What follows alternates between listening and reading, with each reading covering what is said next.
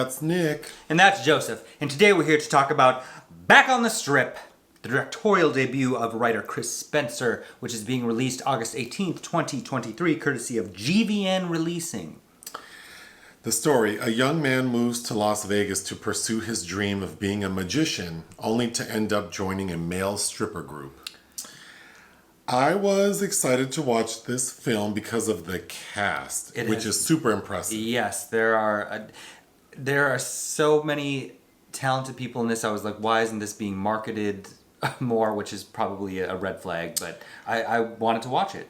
My pull quote, Back on the Strip earns the distinction of being the worst film with the most impressive cast I have ever seen. I agree with that sentiment. What's yours? Mine is raggedy doesn't begin to describe how tiring this grievously unamusing comedy is, which wastes its talented cast in what feels like the blaxploitation entry of the Deuce Bigalow franchise. I mean, this is unbelievably bad when you consider you have comedic talents like Tiffany Haddish, Kevin Hart, JB Smoove, Faizon Love, Gary Owens. Who am I missing? Bill Bellamy. Bill Bellamy and Wesley Snipes. Mm-hmm. I'm still confused at how bad this movie was. We just finished it. And Wesley Snipes and Tiffany Haddish produced it. Chris Spencer is also a notable writer, namely having written The Real Husbands of Hollywood, which is the show we used to watch that's very entertaining. He's been around for a long time. You might recognize him as Preach and Don't Be a Menace to South Central while drinking your juice in the hood. So clearly well-connected, very talented, funny writer. But this debut that was co-written by Eric Daniel, also a first screenwriting debut, is pretty bad. The script is terrible. The movie is 2 hours long. The cinematography is atrocious. The lighting, I mean, it's just... I feel like a lot of this, they must have written the script like on the spot. Because... It was either that or it's been labored over too long and feels...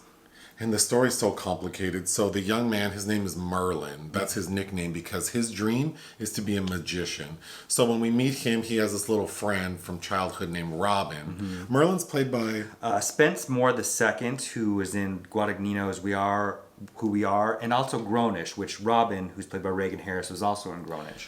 So they're childhood friends. They split up once high school's over, I guess, because we flash forward 4 years and we see that he never became a famous magician. He's actually doing like parties as a clown. And she is now engaged to this famous guy who's supposed to be like a Nick Cannon type person, I think, because he has like this prank show and he's a dancer. Named Blaze. So he's a little like down and out, and his mom, Merlin's mom, Tiffany Haddish, says, you know what? Why don't I bought you a one-way ticket to Las Vegas. Why don't you go out there and pursue your dreams?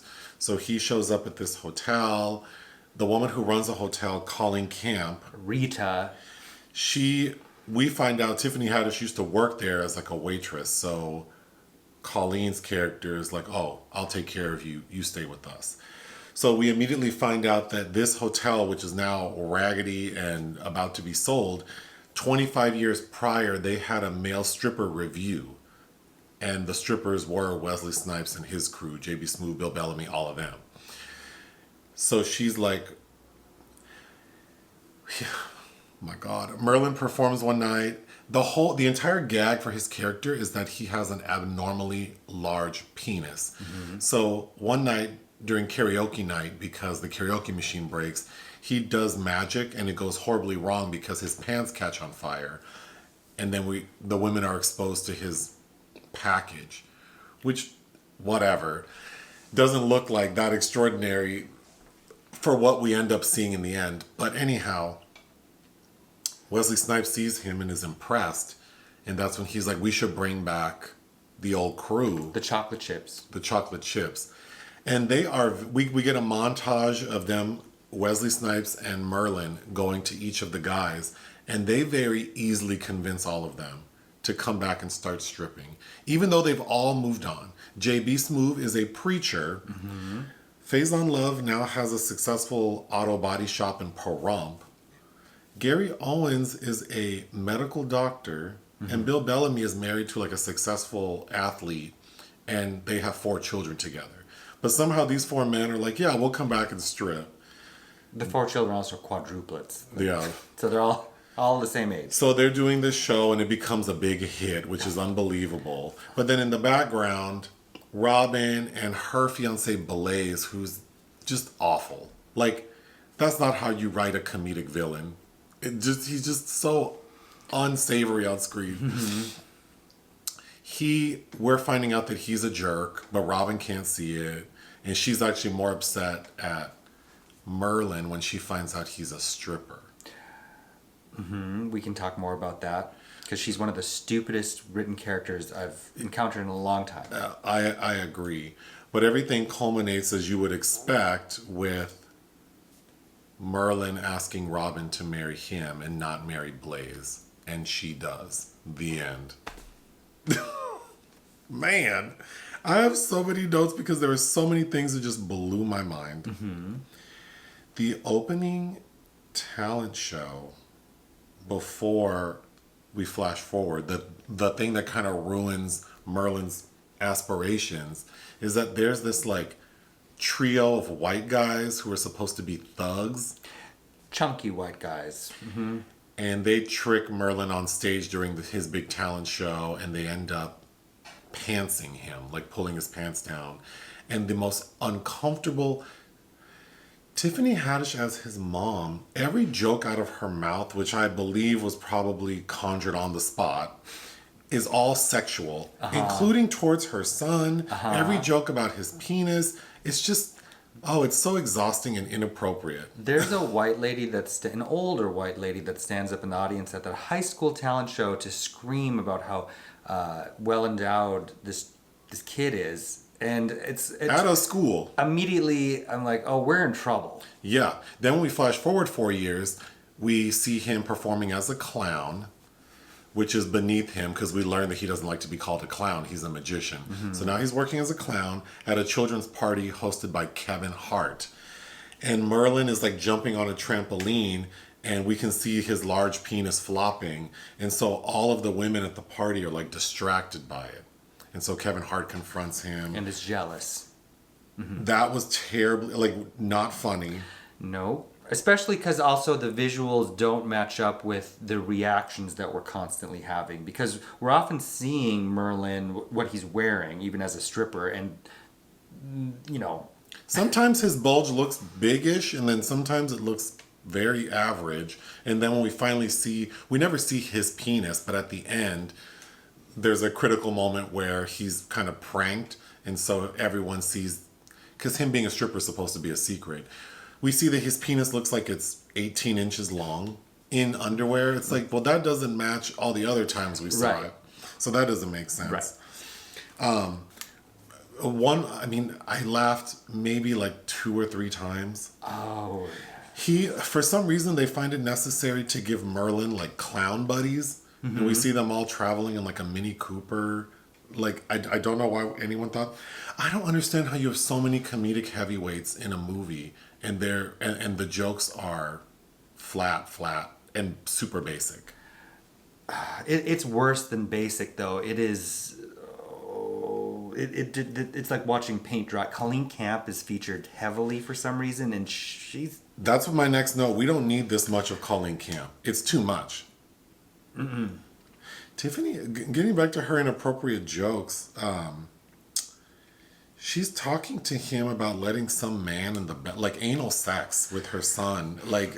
And then she breaks the fourth wall to wink at the audience, which was so uncomfortable. And I think that's the only time that happens in the film. One time. If you're going to see a Tiffany Haddish film that's also opening the same day, I would recommend Landscape with Invisible Hand. Landscape with Invisible Hand is a good Tiffany Haddish performance. Yeah. This is terrible. Well, she's just kind of being her. I was miserable up until Wesley Snipes and Faizon Love get together. And then it kind of picked up a little bit, and then I thought, oh, maybe... Because Faizon's probably the one who's... I mean, this material serves him the best, maybe? Sure. He's the only one who I thought was kind of amusing. And the performance felt kind of like more earnest. Sure. Well, it like as you said, the film feels like it switches gears drastically at that point, even though we still have Tiffany Haddish narrating for her son's experience, even though he kind of takes a back seat to the chocolate chips. And then we're like, oh, is it going to be kind of a full Monty That's my thing? next note. They could have made this like a black full Monty. It would have been so easy. You have access to, and the chocolate chips, all of these actors, they're heavily featured in the film. So it's not like how Kevin Hart is clearly, he only shot for one day. The other gentleman shot for more than a few days. So they could have really framed a story around these, middle-aged men who come back to do this thing. And I think what would have made sense is something similar to J.B. Smoove's story where they're married. Like maybe they're all married and their wives, like, the fire's gone and the sex appeal's gone. And so they decide to do this thing. And Which would still be very predictable, but you could work with that. This feels chaotic. Like Merlin, like he's just so, that poor actor and what the material he was given is just so lame and... Yeah, because, well, the thing with Blaze and Robin, that feels very much like a template of something that was used in Greenleaf. Sure. So then the joke with Gary Owens is that they knew him as Dr. X and he always wore a mask, which is so stupid. So they worked with this man forever and they never saw him without a mask. So back then, he was pretending to be black. So he was getting tans to look darker and then covered his face. So when they finally meet him 25 years later, they don't recognize him because he's a white dude. That joke is ridiculous. It's so bad. And he's like, oh, I miss being black. The food and the entertainment. And have you ever tried to sit through The Crown? The writing's terrible and the jokes aren't funny, but even these terrible jokes feel like they're from 25 years ago. Yes, but I mean, even how they portray, because the thing about Gary Owen, Bill Bellamy keeps trying to confront him, like, you become a surgeon, you have, he's confronting him about his white privilege, which Gary Owens is denying that he has, and until they're confronted in this really dumb scene with these white cops in Las Vegas who tell him that they're looking for these ghetto strippers. Yeah, just so tired. Then, okay, a few things. Like, for this long-ass running time for this unfunny movie, and then we have montages that don't make sense. The first one is a workout montage. What is the point? Like, we're not going to see these actors physically look better in a short amount of time. So why we had a workout montage makes no sense. What do they have? Like, not even a week?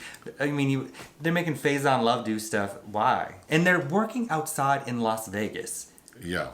Then I felt like there are no stakes to any of this. No. All of these men are all fine. The reason they're doing it is because they want to help out Colleen Camp's character with the hotel, but she's already accepted offers to sell the hotel. Mm-hmm.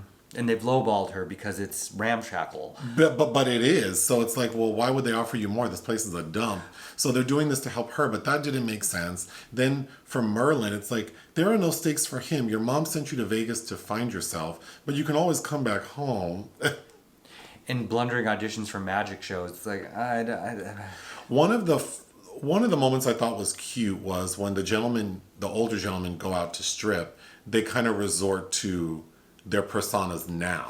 So Bill Bellamy comes out pretending to be like a daddy, but not like a sexy daddy, like a literal father. So he's like combing women's hair and folding their clothes and like IDing them and telling them they can't drink. That was cute. In passing, that gag is cute, but it's so wan. I don't know. Then Faizon's character is like doing this thing where he's pouring food over himself, which reminded me of Fat Slut at Precinct.